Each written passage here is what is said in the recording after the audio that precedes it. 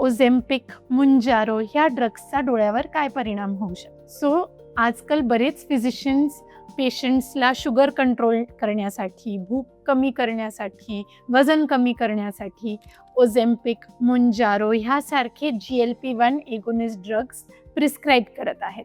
So ह्यांनी डोळ्यावर काय परिणाम होऊ शकतो.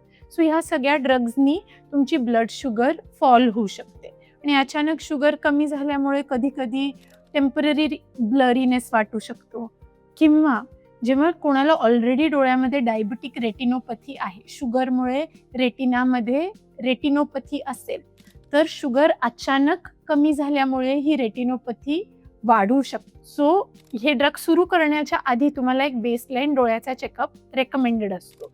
म्हणजे तुम्ही एलिजिबल आहात का ह्या ड्रग्सला, तुमच्या आय लेवल, रेटिनोपॅथी स्टेटसवर आपण फिजिशियनला ॲडवाईस करू शकतो. पण ह्याच्यापेक्षा जास्त सिरियस साईड इफेक्ट आहे एक आजार ज्याला म्हणतात इस्चेमिक ऑप्टिक न्यूरोपॅथी.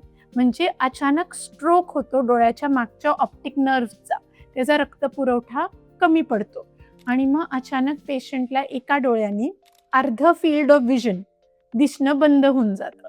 म्हणजे हा स्ट्रोक सारखा आजार आहे पण डोळ्याच्या मागच्या नसेचा, आणि हा इरिव्हर्सिबल असतो. म्हणजे जर आपण हे ड्रग सुरू केल्यानंतर आपल्याला अचानक आपली नजर अर्ध्या भागात एका डोळ्याने गेली तर कुठल्याही ट्रीटमेंटनी ती परत येऊ शकत नाही.